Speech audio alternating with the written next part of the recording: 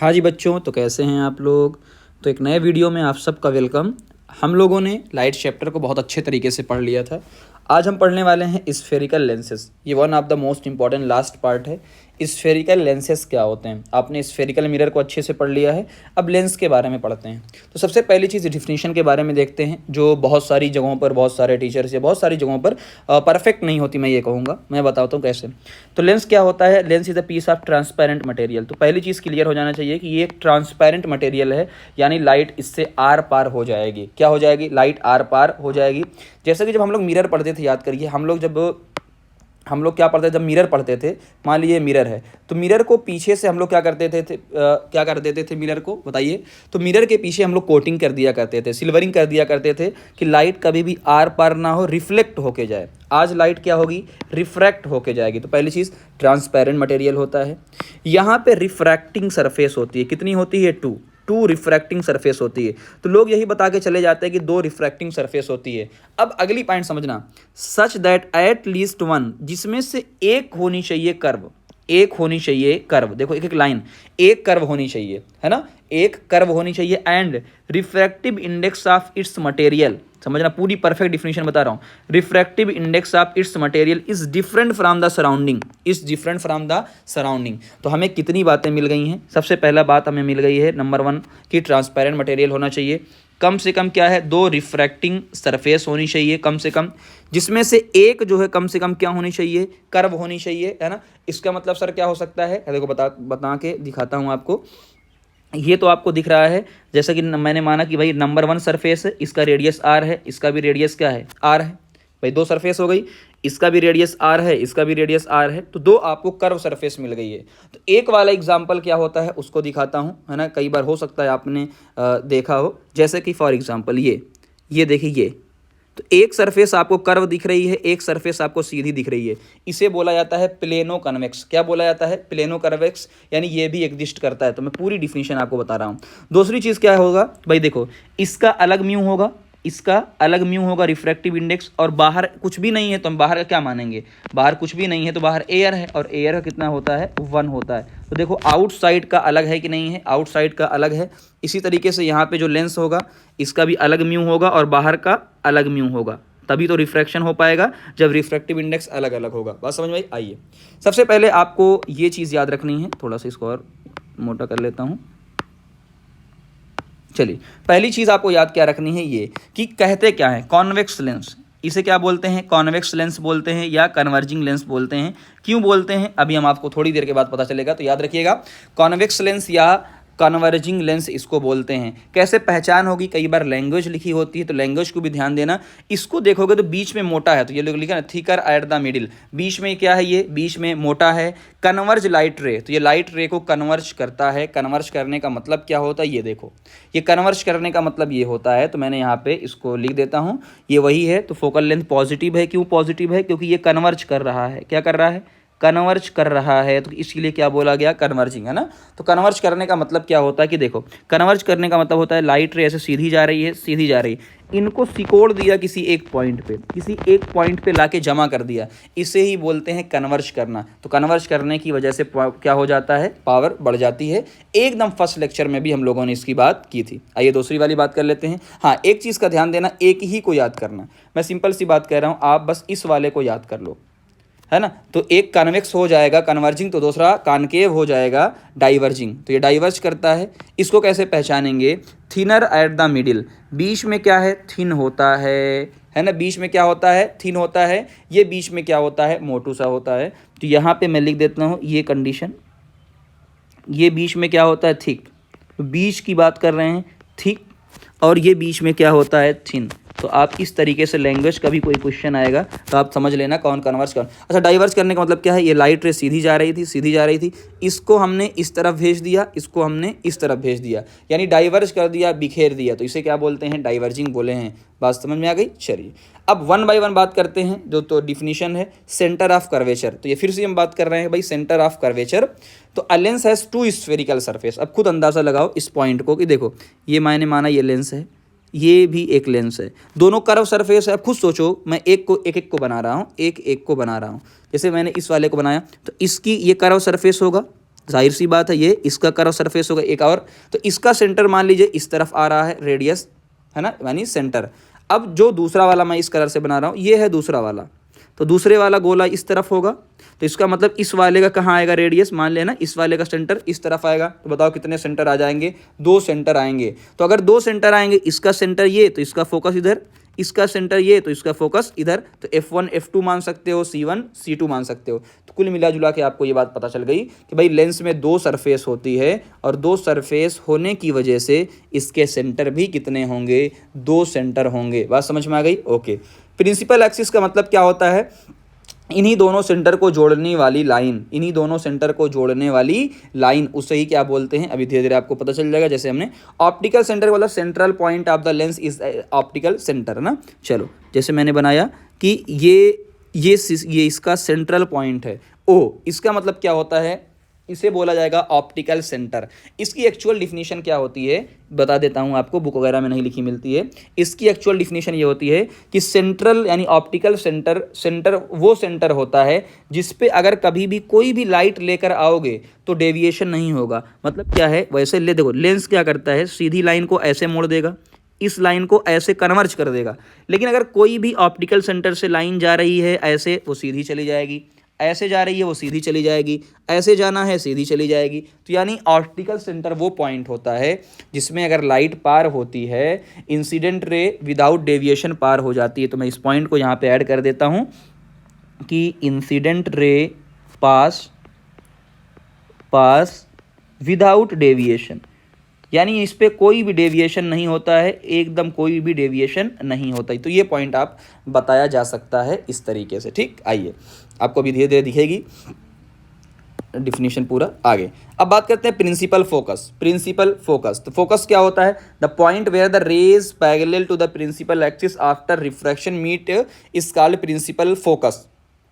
वही सेम कहानी जैसे मिरर के अंदर होता था कि अगर कोई सीधी लाइन जाती, दोनों बात कर देता हूँ, देखो ये सीधी लाइन है, ये पहले मिरर की बात कर लेते हैं। कोई भी सीधी लाइन यानी पैरेलल रे जाती है इनफाइनाइट से, जिस पॉइंट से पास होती थी उस पॉइंट को हम क्या बोलते थे, फोकस।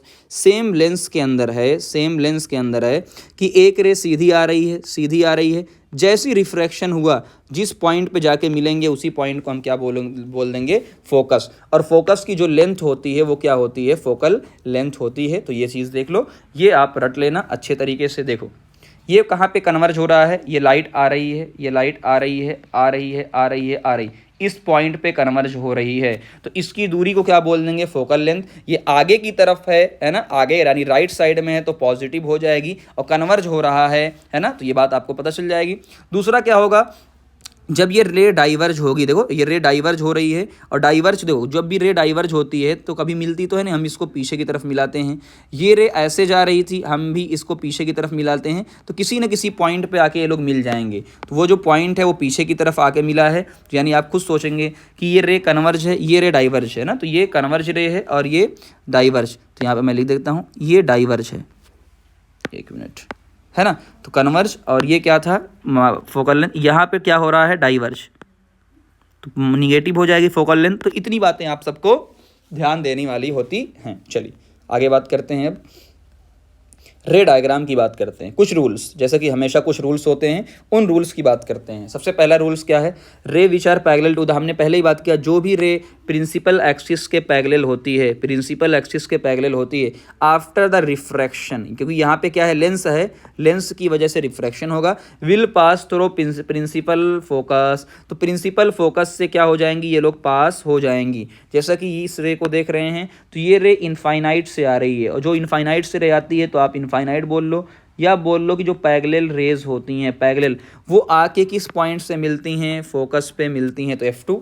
और ये वाली रे अगर खुद सोचो, ये वाली जो रे होती है ये डाइवर्ज हो रही है, और अगर ये रे डाइवर्ज का काम कर रही है तो इसका मतलब आगे तो नहीं मिलेगी। तो इस रे को हम कहाँ मिलाते हैं, पीछे की तरफ, इस रे को हम कहाँ मिलाते हैं, पीछे की तरफ। तो यानी ये जिस पॉइंट से मिलेगा उसका फोकस क्या हो जाएगा, ये वाला फोकस, उसका फोकल लेंथ हो जाएगा, जैसा कि अभी हमने बात किया था। दूसरा रूल क्या है, रे passing through the focus will emerge parallel. वही सेम कहानी है, इनफाइनाइट का फोकस और फोकस का इनफाइनाइट। तो यानी ये रे कहाँ से आ रही है, ये रे फोकस से आ रही है, तो सीधा पैरेलल पास हो जाएगी। सेम ऐसे ही कहानी क्या है कि अगर इस रे को इस फोकस से आना है, इस रे को इस फोकस से आना है, ठीक, तो यानी एक्चुअल में तो आ नहीं पाएगी, तो यानी इस तरीके से। तो मेरी समझ से ये वाला डायग्राम आपको कन्फ्यूज़न क्रिएट कर सकता है। बात समझ में आ गई ना इस डायग्राम को। चलिए आगे बात करते हैं। आगे, ray directed to optical centre will emerge out undeviated. Undeviated का मतलब नो डेविएशन, अनडेविएटेड का मतलब नो डेविएशन, है ना। तो मैं आगे भी, चलो तो इस पॉइंट को ध्यान देना। अन का मतलब नो डेविएशन ना, तो छोटा सा मैं लिखता हूँ यहाँ पे, नो डेविएशन लिख लो या विदाउट डेविएशन लिख लो, no deviation, no deviation, without deviation, है ना, जो भी चीज़ें आप लिख सकते हो। तो यानी ये सीधी पार हो जाती है। कैसी पार हो जाती है? सीधी पार हो जाती है, ठीक, ओके। अब हम बात करते हैं वन बाय वन, जैसा कि हमेशा बात करते हैं कि अगर कोई भी ऑब्जेक्ट है ना, इसका भी अभी मैं जुगाड़ आपको बताऊंगा पूरा का पूरा। चलिए समराइज़ कर दूंगा, जैसे हमेशा हम लोग करते हैं, ट्रिक जुगाड़ सब कुछ। एक ऑब्जेक्ट है जो इन्फिनिटी पे है, इन्फिनिटी, कॉन्वेक्स लेंस की बात कर रहे हैं, इन्फिनिटी पे है ना। देखो ये ऑब्जेक्ट इन्फिनिटी का हमेशा आके कहाँ बनती है? फोकस पे। कहाँ बनती है? फोकस पे बनती है, F2 पे। तो यानी इमेज की पोजीशन क्या रहेगी? फोकस पे। जो फोकस पे बनता है रियल और इन्वर्टेड बनता है और स्मॉल बनता है, ये बात आप सबको पहले से पता है। तो इनफाइनाइट की चीज़ों ने फोकस पे बना लिया। बात समझ में आ गई? आगे, और अगर ऑब्जेक्ट बिटवीन द सेंटर है, अगर ऑब्जेक्ट बिटवीन द सेंटर है, अगर ऑब्जेक्ट बिटवीन द सेंटर है, तो एक काम करते हैं, रूल्स की बात करते हैं। तो एक रूल्स अगर आप देखेंगे, आप घर पे बना के देखेंगे, लाइन नंबर 1, लाइन नंबर 1 कहाँ से पास हो रही है? लाइन नंबर 1 पास हो रही है सीधी, और जो भी सीधी रे पास होती है वो कहाँ से गुजरती है? देख लो, ये रे फोकस से गुजर रही है, ठीक। दूसरी रे ऑप्टिकल सेंटर से पास हो रही है, नंबर 2 वाली रे। तो जो भी रे ऑप्टिकल सेंटर से पास होती है वो सीधी गुजर जाती है। तो यानी वो लोग इस पॉइंट पे एक्ट कर रहे हैं, है ना। और ये खुद देखो कि ये किसके बीच में है? F2 और सेंटर के बीच में है, यानी फोकस और सेंटर के बीच में है। रियल और इन्वर्टेड बन रहा है और अभी भी स्मॉल ही बन रहा है, ठीक। आगे याद करते हैं सेंटर ऑफ कर्वेचर। तो आपको ध्यान देना ही नहीं है, सीधी सी बात है भैया। सेंटर की इमेज कहाँ पे बनती है? सेंटर। तो 2F1 सेंटर की इमेज सेंटर पे बनती है। बात समझ में आ गई सबको? और हमेशा सेम साइज की बनती है। उसी तरीके से आप सब में अगर गौर करेंगे, 2 ही रे का यूज़ हो रहा है। सभी में अगर आप ध्यान दें, 2 ही रे का यूज़ हो रहा है, 2 ही रे का यूज़ हो रहा है। अब इसको सबसे पहले हम बात करते हैं, अपने ट्रिक के अकॉर्डिंग बात करते हैं उस, ताकि आपको समझना आसान हो जाएगा। सबसे पहली बात करते हैं वन बाई वन की। देखो सबसे पहली बात आपको सबसे पहला है यहाँ पे कि आपने क्या माना कि भैया देखो C1 C2 है ना, तो ये आपका C2 है, यानी सेंटर नंबर 2। तो मैंने यहाँ पे कह दिया कि भाई ये आपका C2 है। और खुद सोचो, क्या जो सेंटर होता है वो 2 फोकस के बराबर होता है? यस। तो ये क्या हो जाएगा? 2F2 हो जाएगा, ठीक। ये बात क्लियर। और इसको हम क्या बोल देंगे? F2, यानी फोकस नंबर 2। इसी तरीके से ये क्या हो जाएगा? आपका C1 सेंटर नंबर 1, या आप कह सकते हो इसको 2F1। अलग अलग बुक लिखती हैं इसलिए मैं लिख रहा हूँ। दूसरा ये क्या हो जाएगा? तो फिर ये F1 हो जाएगा। तो सबसे पहले क्लियर कर लो कि हाँ सर, ये बातें हमें क्लियर हो गई कि 2 सेंटर होता है और हम सेंटर को लिख सकते हैं 2 into focal length, 2 into focal length, जैसा कि लिखते हुए आ रहे हैं। अब सबसे पहली बात ये है, वन बाय वन क्लियर कर लेते हैं। जब आप लेंस के इस तरफ चलोगे, लेंस के इस तरफ चलोगे तो इस तरफ को हम पॉजिटिव, ठीक। इसी तरीके से जब लेंस के इस तरफ आप चलोगे तो हम क्या कहेंगे? ये क्या है? निगेटिव। दूसरी बात क्लियर कर लीजिए। तीसरी बात हम ये करते हैं कि हम कौन कौन सी लोकेशन को यूज़ कर सकते हैं, यानी हमारे पास ऑब्जेक्ट कितने तरीके से रखे जा सकते हैं। तो इस तरफ हम क्या लिख रहे हैं? इस तरफ हमने कहा कि हम इस तरफ ऑब्जेक्ट, इस तरफ क्या है हमारा? ऑब्जेक्ट कहाँ कहाँ रख सकते हैं? तो हमने कहा कि ऑब्जेक्ट को तो एक हम इनफाइनाइट पे रख सकते हैं। तो नंबर 1 हमने ऑब्जेक्ट को रखा इनफाइनाइट पे। कहाँ रखा? इनफाइनाइट पे रखा। वेट, हाँ, तो नंबर 1 हमने ऑब्जेक्ट कहाँ रखा? इनफाइनाइट पे रखा, ओके। नंबर 2 हम ऑब्जेक्ट कहाँ रख सकते हैं? यहाँ पे सेंटर और इनफाइनाइट के बीच में रख सकते हैं, नंबर 2 हो गया। नंबर 3 हम इस सेंटर पे रख सकते हैं, तो पहले क्लियर कर लो, हाँ हम इस सेंटर पे रख सकते हैं। नंबर 4 हम सेंटर और फोकस के बीच में रख सकते हैं, नंबर 4 हो गया। 5वां हम इस फोकस पे भी रख सकते हैं, 5 हो गया। और 6ठा हम फोकस और ऑप्टिकल सेंटर यानी यहाँ पे रख सकते हैं। तो सबसे पहले 6 लोकेशन क्लियर कर लो, सबसे पहले 6 लोकेशन क्लियर कर लो, फिर आपको कोई प्रॉब्लम नहीं होगी। तो यानी ऑब्जेक्ट की आपने लोकेशन क्लियर कर लिया। अब हम इस तरफ बात करते हैं इमेज की। अब हम इस तरफ किसकी बात करते हैं? हम इस तरफ इमेज की बात कर रहे हैं, हम इस तरफ इमेज की बात कर रहे हैं। तो आइए इमेज की बात कर लेते हैं। एकदम स्टेप बाय स्टेप समझाता हूँ, कभी प्रॉब्लम नहीं होगी। इमेज की जैसे ही हम बात करेंगे यहाँ पे इमेज की, तो एक मिनट, इसको थोड़ा सा मैं शिफ्ट कर दूँ।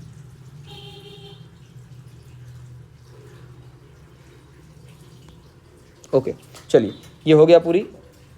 हाँ, इमेज की बात करते हैं। अब समझना नंबर 1, तो खुद सोचो। सबसे पहले मैं यहाँ पे लिखता हूँ आपका, स्टेप बाय स्टेप लिखता हूँ कि आपको सबसे पहले सोचना क्या है। आपको स्टेप वन में ये सोचना है, स्टेप 1 कि जो इनफाइनाइट होता है, इनफाइनाइट की जो इमेज होती है वो हमेशा कहाँ बनेगी, फोकस पे बनेगी, इस तरफ। यानी जो नंबर 1 की इमेज है, नंबर 1 की इमेज यहाँ पे बनी सबसे पहले, नंबर 1, तो नंबर 1 की इमेज यहाँ बनी। उसके बाद स्टेप 2 में जब चलेंगे तो इनफाइनाइट से जैसे ही हम जा रहे हैं, इनफाइनाइट से सेंटर जैसे ही जा रहे हैं हम, इनफाइनाइट से सेंटर की तरफ जा रहे हैं, तो इस तरफ क्या होगा, फोकस से इनफाइनाइट की तरफ इमेज बनेगी, सॉरी फोकस से सेंटर, ठीक है ना। जैसे फिर से एक बार समझते हैं, इनफाइनाइट की इमेज जो बन रही है वो नंबर 1 पे बन रही है। नंबर 2 की इमेज कहाँ बनेगी, ऐसे लिखते हुए चले जाओ, तो नंबर 2 यहाँ बनेगा। नंबर 3 आपका सेंटर है, तो सेंटर की इमेज सेंटर पे बनती है। नंबर 4 यहाँ पे बनेगा, ठीक, नंबर 4। नंबर 5 इनफाइनाइट, तो नंबर 5 कहाँ बनेगा, इनफाइनाइट पे बनेगा। कहाँ बनेगा, इनफाइनाइट पे। अब कहेंगे सर ये नंबर 6 कहाँ गायब हो गया, तो आप मिरर के अंदर भी याद करो, ये फोकस होता था, ये पोल होता था। तो जब भी मिरर, फोकस और पोल के बीच में हम कोई ऑब्जेक्ट रखते थे तो वो वर्चुअल बनता था, ठीक। इसमें भी सेम कहानी ऐसे ही होगी, इसमें भी सेम कहानी ऐसे होगी। यानी ये जो आपका स्टेप नंबर 3 है, स्टेप नंबर 3, इसका मतलब क्या है कि जो केस नंबर 6 है, यही क्या होगा, अलग होगा। अलग क्या होगा, अलग का मतलब इसमें लेफ्ट साइड बनेगी इमेज, लेफ्ट साइड। अब कहाँ बनेगी, बुक इसकी बात नहीं करती है, बट वो एक्चुअल में कहाँ बनता है, एक्चुअल में जो बुक वगैरह लिखती हैं वो लिखती हैं कि 4 के ऊपर, यानी हम मान लेते हैं कि केस नंबर 6 हमारा यहाँ कहीं बनेगा, यानी वर्चुअल बनेगा। अब एक कहानी तो आपको समझ में आ गई।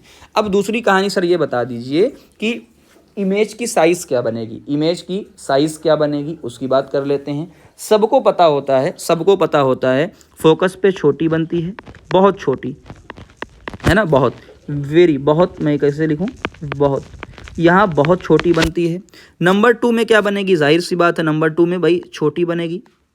सेंटर पे क्या बनती है, इक्वल बनती है। उसके बाद क्या बनती है, 4 में बड़ी बनेगी, और यहाँ पे वेरी, इनफाइनाइट का तो मसला नहीं, वेरी बड़ी, बहुत ज़्यादा बड़ी बन जाएगी, है ना। और सारी की सारी इमेज, यानी केस नंबर 1 और केस नंबर 1 to 5, ये जो सारी इमेज बनेगी वो रियल बनेगी। रियल के साथ साथ क्या बनेगी, इन्वर्ट बनेगी। अब कहानी समझ में आ गई सबको, ठीक। अच्छा, एक और पहचान बता देता हूँ रियल और इन्वर्ट बनने की, एक और पहचान बताता हूँ कि जो ऑब्जेक्ट है वो निगेटिव में है, यू एंड वी अपोजिट है। देखो ऑब्जेक्ट निगेटिव में है, यू बाएं साइड, और इधर क्या है, पॉजिटिव साइड। नंबर 6 की जो इमेज है अलग लेफ्ट साइड में, वो कैसी बन रही है, वर्चुअल। और जो वर्चुअल इमेज है यहाँ पे बन रही है वो इनलार्ज। कैसी बन रही है, इनलार्ज। तो आपको अब पूरा केस को मैच कर लो, पूरे केस को आप ध्यान से मैच कर लो, तो आपको पूरी कहानी समझ में आ जाएगी। केस नंबर 1 जब आपने इनफाइनाइट पे रखा, देखो केस नंबर 1 जब आपने इनफाइनाइट पे रखा तो देखो कहाँ बन रहा है, F2 पे। तो यहाँ पे मैं लगा देता हूँ, इनफाइनाइट की इमेज कहाँ बनती है, F2 पे, और बहुत छोटी बनती है, मैच कर लो, बहुत छोटी बनती है, साथ में रियल और इन्वर्टेड बनती है। देखो पूरी कहानी। बियॉन्ड टू F1 का मतलब क्या है कि आपने F1 के बाएं रखा है, केस नंबर 2 आपने कहाँ रखा है, बाएं। यानी मैं इसको देता हूँ, ये केस नंबर 1, ये क्या है, केस नंबर 2। उसके बाद केस नंबर आपका बिटवीन 2 F1 है। चलो केस नंबर 2 क्या कह रहा है, हमने कहा कि केस नंबर 2 लेफ्ट में भी 2 देखो, राइट में 2, तो आपने F2 और 2F2 के बीच में देख लो, बिटवीन F2 एंड 2F2 छोटी बनती है, रियल और इन्वर्ट बनती है। तीसरा इन्होंने कहा between 2F1 and F1, between 2F1, तो हमने कहा 2F1 और F1, यानी इन्होंने सीधा केस नंबर 4 की बात कर दिया है। किसकी बात कर दी है, केस नंबर 4। तो हमने कहा जो केस नंबर 4 है वो हमारा कहाँ है, राइट साइड में हमारा है, F2 के दाएं, यानी बियॉन्ड F2, तो और बड़ा बन रहा है, रियल और इन्वर्ट बन रहा है। फिर हमने कहा कि एट F1, जब उन्होंने F1 पे रखा, F1 का मतलब क्या है, जो उन्होंने 5वें नंबर पे रखा, तो केस नंबर 5, F1 का मतलब जो केस नंबर 5। तो केस नंबर 5 यानी इन्फिनिटी पे बनेगा और वेरी बिग और रियल और इन्वर्ट। उसके बाद इन्होंने कहा एट 2f1, 2f1 का मतलब केस नंबर 3, केस नंबर 3 तो यानी सेंटर की बात करेंगे तो कंफ्यूज मत होइएगा सेंटर। तो इसकी 2f2 यानी इस तरफ सेंटर पे बनेगी सेम साइज की। लास्ट इन्होंने बात किया between f1 and o, f1 and o यानी इन लोगों ने बात किया केस नंबर 6 की। तो हमने कहा on the same side of the object यानी वर्चुअल बड़ा और इरेक्ट बनेगा, था ना, वर्चुअल बनेगा और जो वर्चुअल बनता है वो इरेक्ट बनता है। देखो तो पूरी कहानी आपको समझ में आ गई आप, और 2 ही इमेज ये पूरी। अब आते हैं यूज़ ऑफ कॉन्वेक्स लेंस। ये कॉन्वेक्स लेंस का क्या यूज़ होता है? सबसे पहला इंपॉर्टेंट माइक्रोस्कोप बनाने में, मैग्नीफाइंग ग्लास बनाने में। मैग्नीफाइंग ग्लास का मतलब क्या होता है? जो भी आपके माइक्रोस्कोप होते हैं, देख लो मैग्नीफाइंग ग्लास जो बड़ा देखने वाले होते हैं, ये सारे इसी से बने होते हैं। तो आप एक इंपॉर्टेंट पॉइंट इसको याद रख लीजिएगा, ठीक है ना। आगे ये देखो ध्यान से, burning purpose using convex lens, है ना, बचपन में सबने किया होगा, है ना। अच्छा, अब ये जलता कैसे है उसकी कहानी समझना, कहानी इससे बहुत अच्छे क्वेश्चंस बन सकते हैं, समझना। मैं ये कह रहा हूँ कि देखो यार, ये कन्वेक्स लेंस जो होता है एक ही पॉइंट पे कन्वर्ज करता है। अब देखो कई सारी रेस एक ही पॉइंट पे आ रही हैं, कई सारी रेस एक ही पॉइंट पे आ रही हैं, तो क्या हो जाएगा? पावर बढ़ जाएगा, हीट बढ़ जाएगी, और कागज़ का जो टेम्परेचर होता है यानी जो इग्निशन टेम्परेचर बहुत कम होता है, हीट बढ़ने की वजह से फायर लग जाएगी आग। तो इस तरीके से आप यूज़ कर सकते हैं डायग्राम का बहुत अच्छे तरीके से। और एक बात और याद रखो, कॉन्वेक्स लेंस कौन सा होता है? जिनके पास की नज़र कमज़ोर होती है ना। ये भी आप पढ़ोगे तो मैच करके आप पढ़ सकते हो। ये मैं इसमें अगर क्वेश्चन मैं बनाऊंगा सच में, तो मैं 2-3 चैप्टर को मिक्स करके, 2-3 कॉन्सेप्ट को मिक्स करके आपको बनाऊंगा। तो जिनकी पास की नज़र कमज़ोर होती है उनमें कौन सा लगता है, तो उनमें कॉन्वेक्स लेंस का यूज़ होता है। हमने शुरू के अंदर ही ये सारी बातें कर ली थी। तो ये बहुत अच्छा क्वेश्चन यहाँ बन सकता है अगर आपको ध्यान हो तो। यानी कुल मिला जुला के आप ये कह सकते हैं कि हाइपरमेट्रोपिया के अंदर ऐसा होता है, यानी जो जिनके पास की नज़र कमज़ोर होती है, यानी उस डिसीज़ को क्या बोलते हैं? हाइपरमेट्रोपिया। तो एक क्वेश्चन बहुत अच्छा यहाँ पे बन सकता है, धीरे धीरे आपको पता चलेगा जब हम क्वेश्चन प्रैक्टिस करेंगे। चलिए उसके बाद आते हैं, वही है जिनकी पास की नज़र कमज़ोर होती है, और कैमरा लेंस के अंदर भी ये यूज़ होता है। बात समझ में आ गई सबको? चलिए, तो ये पूरी कहानी आपके कॉन्वेक्स लेंस की ख़त्म हुई। अब बात करते हैं वही अपना फुद्दू सा topic, object place concave lens. तो कॉनकेव लेंस में आज नहीं, ज़माने से वही चीज़ें चली आ रही हैं कॉनकेव, है ना। चलिए, आप जब एक बार हम कहाँ रखते हैं? इन्फिनिटी पे। सबसे इन्फिनिटी का मतलब क्या होता है कि फोकस पे बनती है, सिंपल सी बात है। और एक सिंपल सी बात इसमें क्या होती है कि ऑब्जेक्ट हमेशा वर्चुअल और इरेक्ट बनता है। क्या बनता है? वर्चुअल। तो यानी वही कहानी है कि भैया वर्चुअल बनता है और इरेक्ट बनता है, ठीक, और डिमिनिश बनता है। तो यही कहानी इसमें भी याद रखना है, सेम कहानी, जैसे कि सेम कहानी हम लोगों ने याद रखी थी, वही सेम कहानी इसके अंदर है, वर्चुअल, इरेक्ट और डिमिनिश, ठीक। जैसे कि देख लो, यहाँ पे भी इमेज वर्चुअल इरेक्ट बन रही है स्मॉल साइज़ की, यहाँ पे भी वर्चुअल इरेक्ट बन रही है और स्मॉल साइज़ की इमेज बन रही है। इनफाइनाइट की इमेज तो फोकस पे बनती है, और अगर आपने फोकस और 2f2 के बीच में ऑब्जेक्ट को रख दिया है तो यानी P और F के बीच में इमेज बनेगी। इतनी सी बातें हैं, ये आप इसको रट सकते हैं किसी भी तरीके से, ठीक। चलिए उसके बाद बात करते हैं कॉनकेव लेंस का यूज़। तो स्पेक्स यानी ये चश्मा जो होता है, लेज़र्स या कैमराज में भी इसका यूज़ होता है, लेज़र लाइट, तो ये याद रखिएगा। और जिनको दूर की नज़र कमज़ोर होती है, यानी कुल मिला जुला के आप कह सकते हैं कि मायोपिया, ठीक है ना। इस तरीके से आप याद रख सकते हैं। चलिए अब बात करते हैं साइन कन्वेंशन की। तो हम लोगों ने बात ही कर लिया है। साइन कन्वेंशन सेम वही है जैसा कि मिरर के अंदर होता था, बट यहाँ पे डिस्टेंस कहाँ से ली जाएगी? ऑप्टिकल सेंटर से ली जाएगी। कॉन्वेक्स लेंस जो होता है उसका पॉजिटिव होता है फोकल लेंथ f, और इसका क्या होता है? निगेटिव होगा। बस लेंस के फार्मूले में सेम कहानी है, बस यहाँ पे क्या है? माइनस, वहाँ प्लस होता था। मैग्नीफिकेशन में वहाँ माइनस होता था, यहाँ कोई भी माइनस नहीं है, तो साइन का सिर्फ चेंज है ना। और वही सेम कहानी है, वही सेम। तो यहाँ पे कहीं ना कहीं आप यूज़ कर सकते हैं इन चीज़ों का कि मैग्नीफिकेशन दोनों कंपेयर कर सकते हैं। ये लेंस का है, अगर प्लस का आ जाएगा तो मिरर का हो जाएगा। वहाँ पे अगर आप ध्यान से देखेंगे, मिरर के अंदर यहाँ -v/u होता था, यहाँ +v/u है। बात समझ में आ गई? चलिए, इमेज भाई मैग्नीफिकेशन, माइनस का मतलब इमेज रियल और इन्वर्टेड है, पॉजिटिव का मतलब वर्चुअल और इरेक्ट यानी स्ट्रेट लाइन है। बस अब बात करते हैं इस टॉपिक पे, फिर हम क्वेश्चन प्रैक्टिस पे चलते हैं।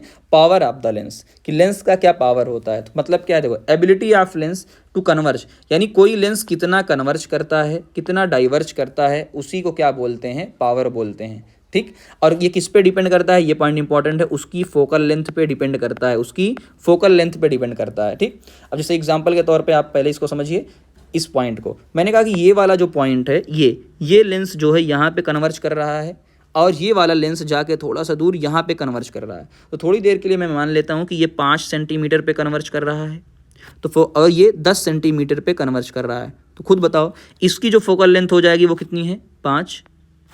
इसकी जो फोकल लेंथ हो जाएगी वो कितनी हो जाएगी, 10 हो जाएगी। तो कुल मिला जुला के आपको ये दिखा कि जो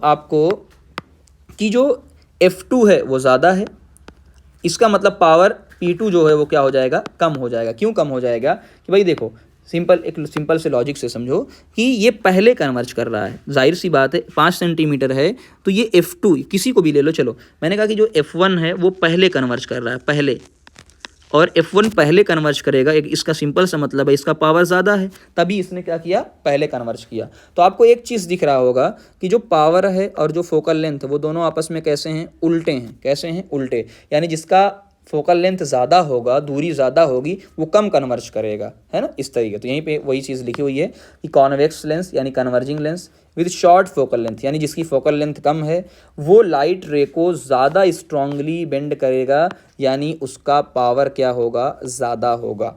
ठीक है ना। अगला वही सेम कहानी इसमें, बस यह कॉनकेव लेंस है तो यहाँ पे क्या हो जाएगा, डाइवर्स। तो एक पूरी तरीके से मैंने पूरी कहानी आपको समझा दी। फार्मूला क्या है, वही फार्मूला हमारे पास आ जाएगा, power of lens is equal to formula अपना 1/f, है ना। यहाँ बस ध्यान क्या देना है कि f को आपको मीटर के अंदर लेना है, और अगर पावर मेजर्ड इन डायोप्टर, और इसकी यूनिट क्या होगी, देखो डायोप्टर होगी। क्या यूनिट होगी, डायोप्टर होगी इसकी यूनिट। ठीक, अब यहाँ पे कुछ बातें और हम समझ लेते हैं, समझिएगा। यहाँ पे इन्होंने लिखा है कि जो 1/f यानी मीटर के अंदर होता है, तो यहाँ पे मैं एक चीज़ बताऊँ आपको कि अगर मैंने ये कहा power is equal to 1/f किसके अंदर होता है, मीटर के अंदर, मीटर के अंदर ना, सेंटीमीटर नहीं, ये मीटर है भाई, ये मत समझ लेना। तो ये किसके अंदर होना चाहिए, ये मीटर के अंदर होना चाहिए।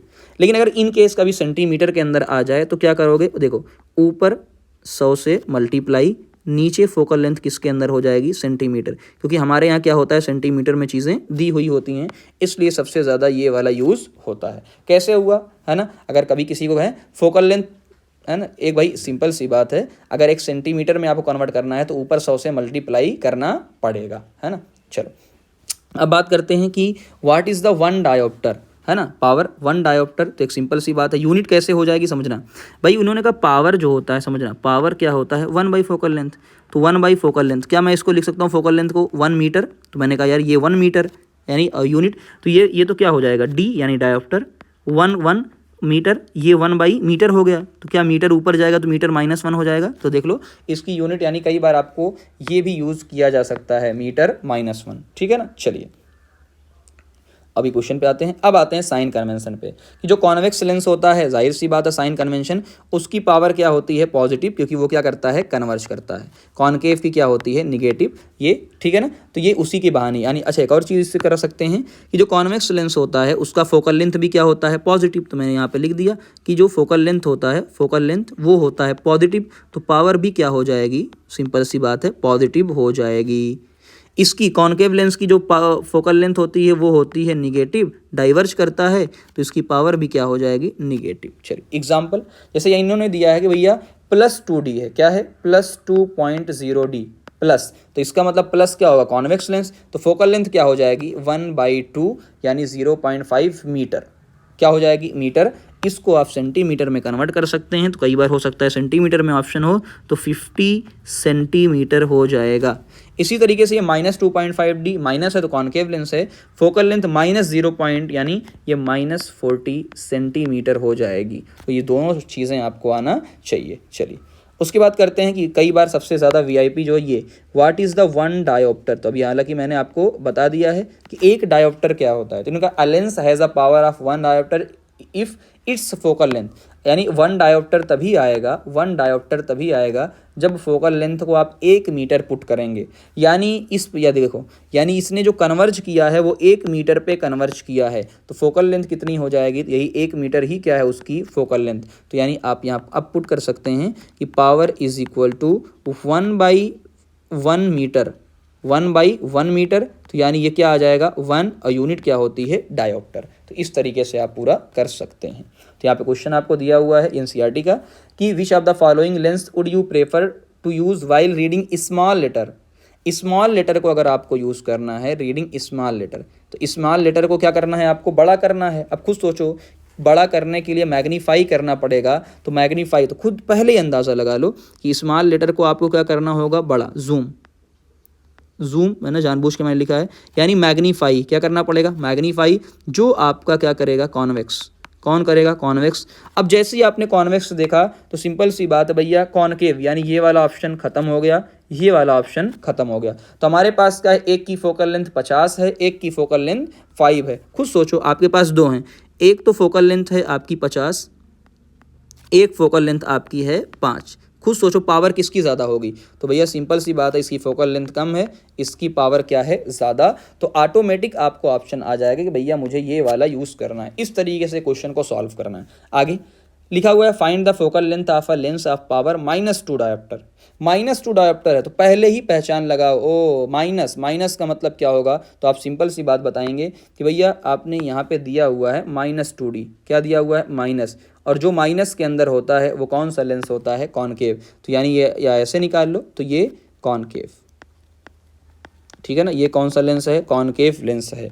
और ये भी कह सकते हैं डाइवर्जिंग है। और जब आगे चैप्टर यूज़ होगा तो मैं कहूँगा कि भैया ये यूज़ होता है मायोपिया डिसीज़ के अंदर। अगला, a doctor has prescribed a corrective lens of power 1.5D, plus के अंदर दिया हुआ है, फाइंड द फोकल लेंथ, और कन्वर्जिंग है कि डाइवर्जिंग है, तो पहले ही पता चल गया कि भैया प्लस के अंदर है, प्लस का मतलब कन्वर्जिंग करने वाला है, और फोकल लेंथ आपने फार्मूले से निकाल लिया। अच्छा, ये फार्मूला कैसे यूज़ हो रहा है, कई लोग सर एफ ये कैसे आ गया, तो मैं फिर से बता देता हूँ, कोई भी कन्फ्यूजन की बात नहीं है। पावर इज इक्वल टू, मैंने कहा कि जब मीटर के अंदर आपको निकालना हो तो 1/f यूज़ कर सकते हो, है ना, 1/f। तो खुद सोचो यहाँ से फोकल लेंथ क्या हो जाएगी, 1/p। बात समझ में आ गई सबको। तो इस तरीके से भी आप यूज़ कर सकते हैं। और कई बार अगर यहाँ पे ऐसे होगा कि यहाँ पे मान लीजिए 100 फोकल लेंथ हो, है ना, जो फोकल लेंथ सेंटीमीटर के अंदर, यहाँ पे किसके अंदर होगी, सेंटीमीटर, तो ये ऊपर वाली हिस्सा क्या हो जाएगी, 100/p, 100/p। अच्छा, फ़र्क क्या होगा, यहाँ पे आएगी जो वैल्यू वो मीटर के अंदर आएगी, यहाँ पे जो वैल्यू आएगी वो सेंटीमीटर के अंदर आएगी। तो ये पूरे क्वेश्चंस भी डिस्कस हो गए। चलिए, अब यहाँ पे कुछ क्वेश्चंस और हैं जो एनसीईआरटी के आपको मिल जाएंगे, इंटेक्स वगैरह के क्वेश्चंस, जैसे देख लीजिए। क्वेश्चन इन्होंने दिया वही पहला question, define the one dioptre of power of lens. एक डायोप्टर को आपको डिफाइन करना है, तो मुझे लगता है कि एक डायोप्टर को हम डिफाइन कर चुके हैं। अगला, अ convex lens form a real and inverted image, real और इन्वर्टेड इमेज बना रहा है। क्वेश्चन पढ़ना ध्यान से, इस क्वेश्चन को मैं इंपॉर्टेंट क्रिएट कर देता हूँ, इस क्वेश्चन को VIP। इन्होंने कहा एकदम क्वेश्चन लैंग्वेज पढ़ो, a convex lens form a real and inverted image. अच्छा ठीक है, सही बात है। Of a needle at a distance of 50 centimetre, 50 centimetre पे इमेज बन रही है, ठीक। Where is the needle placed in front of the convex lens if the image is equal. अगर इमेज को इक्वल लाना है, इक्वल, तो सिंपल सी बात है, इमेज रियल है, इन्वर्टेड है और इक्वल है, ऐसा तभी होगा जब वो 2f पे रखी जाए, क्योंकि यानी सेंटर पे रखी जाए। क्या होगा, सेंटर पे रखी जाए, ठीक है ना। चलिए, सेंटर पे, अब हमको पता चल गया इमेज सेंटर पे रखी है, यानी इमेज की जो डिस्टेंस है वो 50 है, +50, क्यों, कॉन्वेक्स है, कहाँ है, इमेज है ना।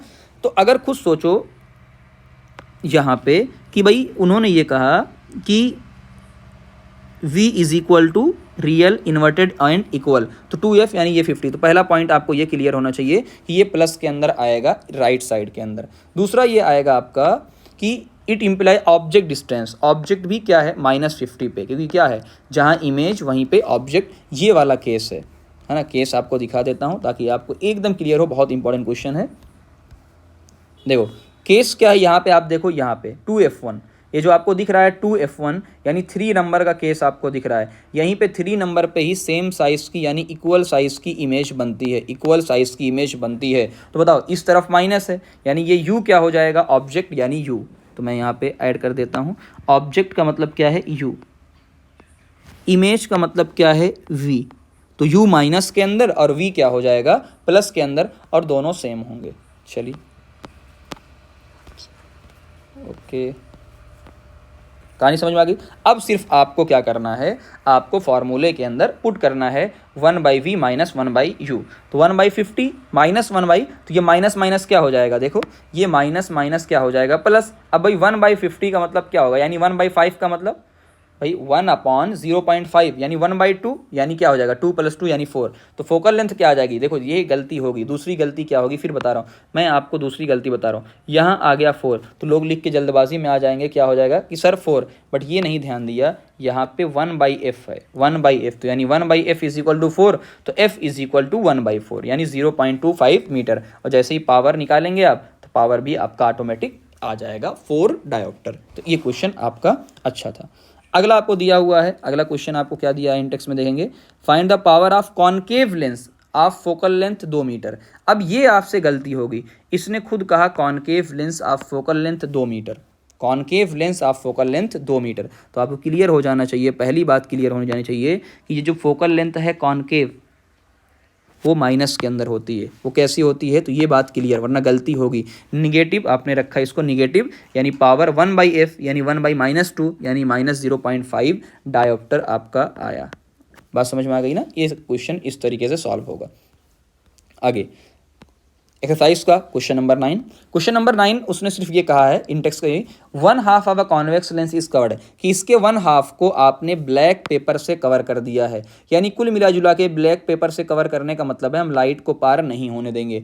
Will this lens produce a complete image, क्या ये कंप्लीट इमेज बनाएगा, yes it will form a complete image. तो क्यों कंप्लीट इमेज, भाई आपने नीचे वाले हिस्से को कवर किया है तो लाइट ऊपर वाले हिस्से में चली जाएगी। कई बार हो सकता है ये क्वेश्चन ऐसे आ जाए कि ऊपर वाले हिस्से को कवर कर दिया, तो समझना इमेज बनेगी, बट फर्क क्या होगा, ब्राइटनेस क्या हो जाएगी, रिड्यूस। ब्राइटनेस क्या हो जाएगी, रिड्यूस। क्यों, पहले लाइट नीचे से भी पार होती तो ज़्यादा, कुछ लोग कहेंगे अरे सर 2 ही लाइट तो पार होती है। फिर क्लियर आपको बता दूं, लाइट हज़ारों और सैकड़ों पास होती हैं, बट फ़र्क ये होता है कि हमें रे डायग्राम बनाने के लिए हम 2 ही रे का यूज़ करते हैं। बात समझ में आ गई। तो अगर ऊपर वाला आधा तो भी इमेज बनेगी, कुल मिला जुला के इमेज बनेगी अगर आधा कवर करेंगे, बट ब्राइटनेस रिड्यूस हो जाएंगी क्योंकि लेस लाइट वहाँ से जाएगी। अगला क्वेश्चन आपको दिया हुआ है, an object 5 centimetre in length, 5 centimetre held, 25 centimetre away. तो 5 सेंटीमीटर लेंथ के अंदर है और 25 सेंटीमीटर अवे है, इसका मतलब यू क्या आ गया, -25 भाई, यू हमेशा माइनस के अंदर। फॉर्म अ कन्वर्जिंग लेंस, तो पहले ही दे दिया कन्वर्जिंग यानी फोकल लेंथ पॉजिटिव आएगी, फोकल लेंथ देखो कन्वर्जिंग। तो ऐसी छोटी छोटी इन्फॉर्मेशन आपको देता रहता है। तो आपको लेंस फार्मूला यूज़ करना है, रे डायग्राम बनाना है, ठीक। आइए लेंस फार्मूला यूज़ करेंगे, वही सेम 1/v माइनस 1/u। तो कैलकुलेशन सिर्फ और सिर्फ है, तो आपकी इमेज की डिस्टेंस मिल जाएगी, कैलकुलेशन करिएगा, उसमें कोई प्रॉब्लम होगी तो बताऊंगा, कुछ कैलकुलेशन आप खुद से करिए। मैग्नीफिकेशन निकालेंगे v/u, तो फार्मूला अप्लाई करेंगे तो आपको आंसर आएगा। इमेज साइज आएगा तो यानी उसको आप हाइट से मल्टीप्लाई कर देंगे, इमेज रियल इन्वर्टेड और स्मॉलर आएगी। इस तरीके से पूरी कहानी होने वाली। क्वेश्चन नंबर 11 ये आपके खुद के लिए है, होमवर्क है, और बहुत सारे VIP क्वेश्चन भी मेरे पास हैं, ठीक। अब ये सारे VIP क्वेश्चन को भी मैं करवाऊंगा, इसमें सबसे बेस्ट क्वेश्चन ये ट्राई करिएगा, क्वेश्चन ये वाला वॉल वाला सबसे बेस्ट क्वेश्चन है, आप स्क्रीनशॉट ले सकते हैं इसका, ठीक। सारे क्वेश्चंस को अच्छे क्वेश्चंस को मैंने यहाँ पे ऐड किया हुआ है। हम जब PYQ का डिस्कशन करेंगे तब आप जितना ज़्यादा आप कमेंट करोगे, अगर आपको वाकई PYQ का डिस्कशन चाहिए, प्रीवियस ईयर क्वेश्चन का डिस्कशन, तो आप मुझे कमेंट करिएगा, PYQ कमेंट करिएगा, PYQ, तो मैं आपको डिस्कशन ज़रूर करवाऊँगा, ठीक है। चलिए, थैंक यू वेरी